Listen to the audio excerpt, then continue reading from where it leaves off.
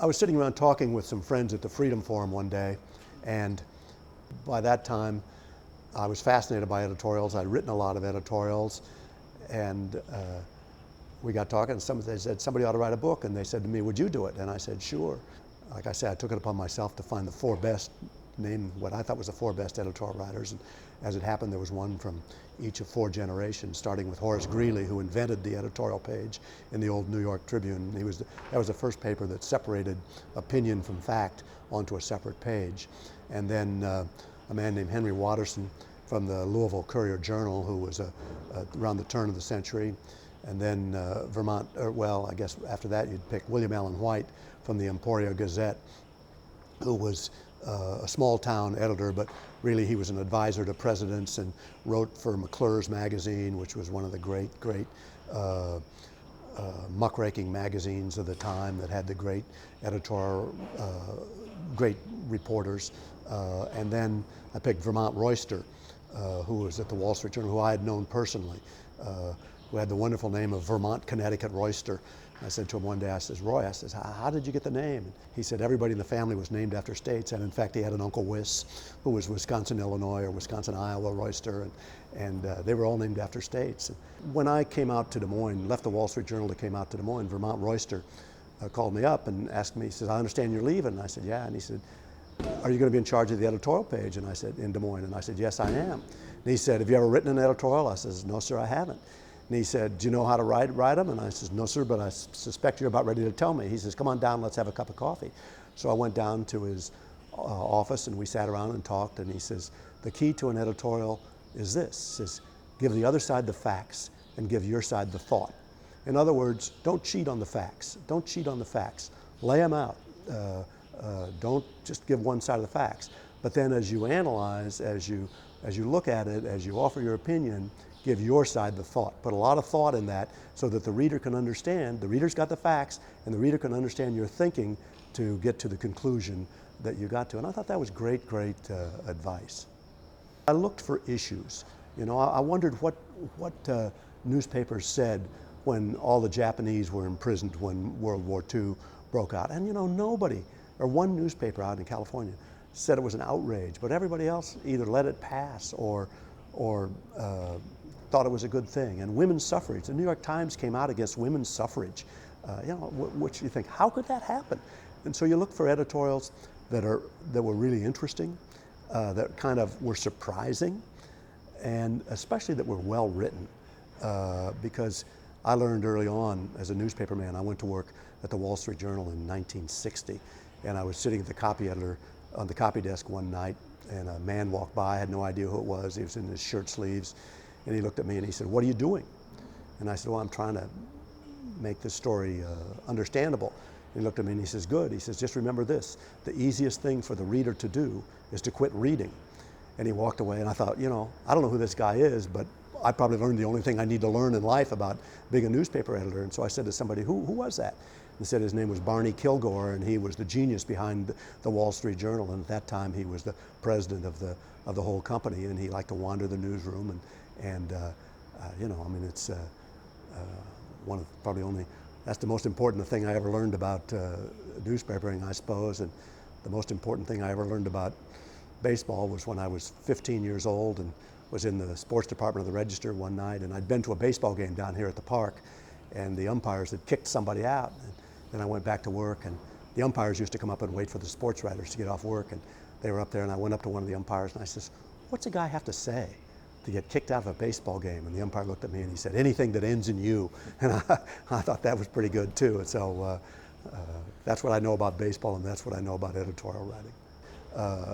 But there have been great editorials, and some of them very short. The Philadelphia, there was the Philadelphia, I think it was the Philadelphia Daily News had this editorial about Franco. It said, the headline just said, adios dictator.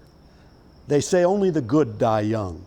Generalissimo Francisco Franco was 82. Seems about right. I mean, you know, that pretty much sums it up. And there's another one in the Philadelphia Daily News that talked about a criminal. It says, it's about time for Leonard Edwards to take the hot squat. In other words, he wanted him to put him to death, to sit in the electric chair, and you know, you don't see writing like that much. And that wasn't, you know, that was maybe 30 or 40 years ago. In the discussion, there's a guy named Charles Overby who used to be the chief executive of the Freedom Forum, and he said, don't forget about Ben Butler. And I said, what about him? And he told me about this editorial which ran in the Nashville Daily American in 1893, and started off this way. Old Ben Butler is dead. Early yesterday morning, the angel of death, acting under the devil's orders, took him from earth and landed him in hell. In all this southern country, there are no tears, no sighs, and no regrets. He lived only too long. We are glad he has at last been removed from earth, and even pity the devil, the possession he has secured. I mean, they don't write them like that anymore. It's my view that editorials, by and large, have gotten more watered down over the years, and the greatest editorials, I believe, were written around part of the late 1890s to the 1930s, maybe the 1940s. And as newspapers became more homogenized, their editorial pages became more homogenized. As chains grew, the editorials became weaker. So I'm sure there have been great editorials written in the last 20 years, but I didn't think they were as great as, I mean, I had a limited amount of space for this book. I didn't think more recent editorials were as great as some of the earlier ones. You know, I mentioned chain newspapers. William Allen, the first chain owner was a guy named Frank Munsey, and he died in 1925, and when he died, William Allen White in the Emporia Daily Gazette wrote this: Frank Munsey, the great publisher, is dead. Frank Munsey contributed to the journalism of his day the talent of a meat packer, the morals of a money changer, and the manners of an undertaker. He and his kind have about succeeded in transforming a once noble profession into an 8% security. May he rest in trust. Now that was 1925, you know, and think what's happened to newspaper ownership since then, you know, with papers owning, now there's chains that own 50, 60, 70 newspapers. They move publishers and editors around, and you know, it's very, very difficult to comment intelligently on a community if you haven't lived there for a long time. And I speak from experience. The most response I've ever received to any editorial would be personal editorials. I don't believe in personal editorials, but I've probably written 5 in my life. I had a son named Christopher who died when he was 17, very unexpectedly. Got sick one day and died the next. It was 20 years ago, almost today, 20 years ago. And I wrote an editorial about him and received enormous response. And part of the response was because of a line in the editorial.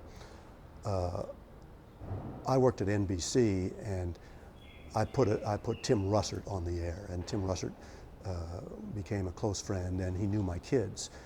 And when Christopher died, the phone rang as soon as Tim heard, which was a few hours later. The phone rang at home, and he was in tears and offering sympathy. And he said, but you know, he said, if God had come to you 17 years ago and said, I'm going to give you a big, healthy, happy, funny, great kid, but it's only for 17 years, and after 17 years, I'm going to take him away, he said, you would have made that deal. And I would have, of course, and I put that in at the end of the editorial, and that brought a tremendous response to me and to Russert. And in fact, several years later, 10 or 15 years later, when Tim died, I went to the funeral in Washington, and his son got up. Was the only person to speak, and he mentioned Christopher, and he talked about his dad's phone call to me, and then he said, if God had come to me 21 years ago and said, you're going to have the greatest father in the world, but you're only going to have him for 21 years, he says, I'd have made that deal. And that was the way he closed his comments about his dad. And that probably brought more response than anything I've ever written in my life. Why should people read editorials? I think there's all kinds of reasons you should read editorials, but the main reason is you don't have time to look into an issue yourself. You don't really have time to look into Obamacare. You don't have time to look into a Supreme Court decision on gay marriage. You don't have time to look into the budget of the state of Iowa. So you have to rely on people you trust to do that. And editorial writers have all day to do this research and then to comment on it. And if you believe that your general views of the world align with the general views of that newspaper, then you could be pretty comfortable voting or making determinations about certain things, because you know it's like a movie critic. If I'm going to go see that movie, I trust that movie critic. He likes that movie, I'll probably like that movie. She likes that play, I'll probably like that play. And like as I've said, on the other hand, there's people who say, I don't agree with anything that person says. They don't like that movie, I'll probably like that movie. They think Obamacare is a good thing, I won't think Obamacare is a good thing. But there's a yardstick. There's a yardstick. And editorial pages provide a great yardstick if they are consistent. If they are consistent, and if they're all of a sudden they change their view, they're not consistent, they owe it to the reader, they owe it to the viewer to explain what brought about that change. Just like when a court all of a sudden doesn't follow precedent. It owes it to America, and judges do this, to explain why they've changed. What's changed in America so that this is no longer the law of the land. In the book I mentioned that the editorial is the soul of the newspaper. Really, it's the soul of the community. The community has to have some kind of a yardstick. And you know, news is news, but opinion on that news, discussion of that news, analysis of that news, but most of all, kind of a moral position on it is vital for any community. You can have a terrific newspaper, but if it's got a middling editorial page or a shy editorial page, it's not a great newspaper. All the great newspapers have had great editorial pages and great editors. And like I say, you go back to Horace Greeley, you know, who wrote probably the second most famous editorial of all time, which was a long, long letter to President Lincoln saying how disappointed the people were that he hadn't yet freed the slaves. And it was and it was like a brief. It laid out all the things the people were disappointed in. And it prompted Lincoln to sit down and write a response, which was a lovely, lovely response about slavery and about holding the Union together. And Lincoln said, these aren't the exact words, but he said, if I could hold the Union together by freeing no slaves, I would free no slave. If I could hold the Union together by freeing all the slaves, I would free all the slaves. If I could hold the Union together by freeing some of the slaves, I would free just some of the slaves. And then he went on to say that that was his mission in the war, but that it didn't alter his own personal view, which was that slavery is very bad and all slaves should be free. And I mean, what president since Lincoln would sit down and write a reply in the midst of a terrible, terrible war?